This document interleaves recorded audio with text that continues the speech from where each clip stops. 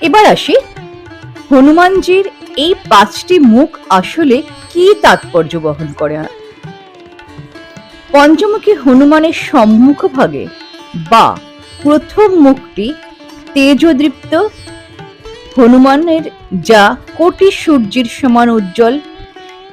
এই মুখের তাৎপর্য হলো এই মুখটি পাপের সমস্ত দাগ দূর করে মনের বিশুদ্ধতা দান করে এবং শত্রু দমনে সাহায্য করে।